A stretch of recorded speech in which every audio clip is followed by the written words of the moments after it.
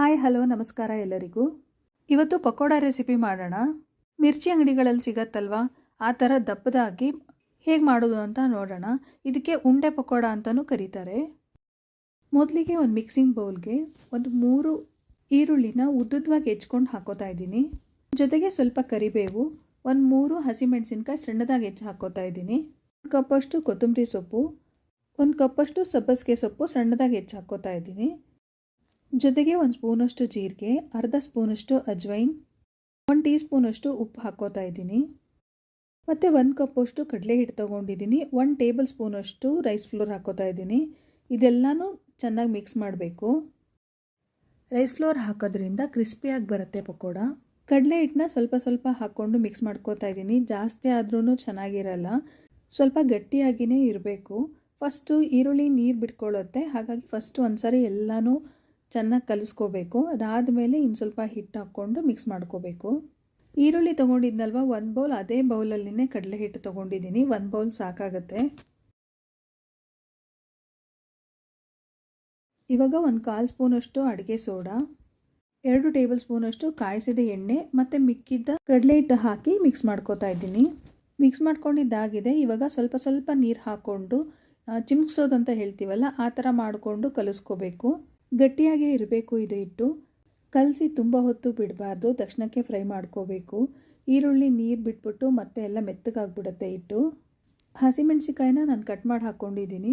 ನೀವು ಬೇಕಂದರೆ ಪೇಸ್ಟ್ ಮಾಡಿ ಕೂಡ ಹಾಕೋಬೋದು. ತಿನ್ನುವಾಗ ನಡುವೆ ಸಿಕ್ಕರೆ ಖಾರ ಆಗುತ್ತೆ ಅನ್ನೋರು ಪೇಸ್ಟ್ ಮಾಡಿ ಹಾಕೋಬೋದು. ನೋಡಿ, ಹಿಟ್ಟು ರೆಡಿಯಾಗಿದೆ. ಉಂಡೆ ಮಾಡ್ಕೊಳ್ಳೋಣ.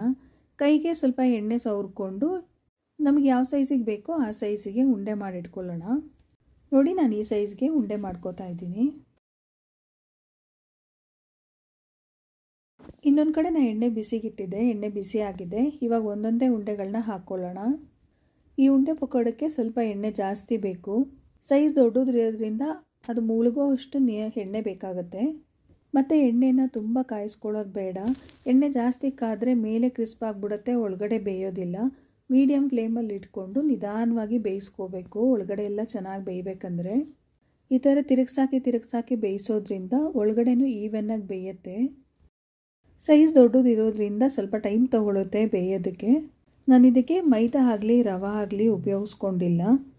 ಬರೀ ಕಡಲೆ ಹಿಟ್ಟು ಉಪಯೋಗಿಸ್ಕೊಂಡು ಮಾಡಿದ್ರೂ ತುಂಬ ಚೆನ್ನಾಗಿ ಬರುತ್ತೆ. ಕ್ರಿಸ್ಪಿನೆಸ್ಗೋಸ್ಕರ ಅಕ್ಕಿ ಹಿಟ್ಟು ಸ್ವಲ್ಪ ಉಪಯೋಗಿಸ್ಕೊಂಡಿದ್ದೀನಿ. ಜಾಸ್ತಿ ಆದ್ರೂ ಒರಟಾಗ್ಬಿಡುತ್ತೆ. ಟೀ ಟೈಮ್ ಸ್ನ್ಯಾಕ್ಸ್ಗೆ ಟೀ ಜೊತೆ ಒಳ್ಳೆ ಕಾಂಬಿನೇಷನ್. ಇದ್ರ ಜೊತೆ ಖಾರ ಮಂಡಕ್ಕಿ ಇದ್ದರೆ ಇನ್ನೂ ಚೆನ್ನಾಗಿರುತ್ತೆ.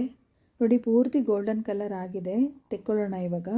ಹೀಗೆ ಎಲ್ಲನೂ ಉಂಡೆ ಮಾಡಿ ಮೀಡಿಯಮ್ ಫ್ಲೇಮಲ್ಲಿ ಇಟ್ಕೊಂಡು ಫ್ರೈ ಮಾಡ್ಕೋಬೇಕು.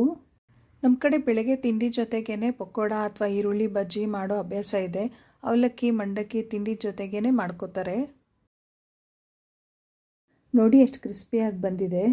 ನೀವು ಈ ಥರ ದಾವಣಗೆರೆ ಮಿರ್ಚಿ ಮಂಡಕ್ಕಿ ಅಂಗಡಿಗಳಲ್ಲಿ ನೋಡಿರ್ತೀರ. ಸ್ವಲ್ಪ ಕರಿಬೇವನ್ನ ಫ್ರೈ ಮಾಡಿ ಹಾಕ್ಕೊಂಡಿದ್ದೀನಿ. ನೋಡಿ, ಟೆಕ್ಸ್ಚರ್ ಕೂಡ ಚೆನ್ನಾಗಿ ಬಂದಿತ್ತು.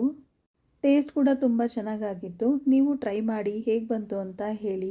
Thank you for watching.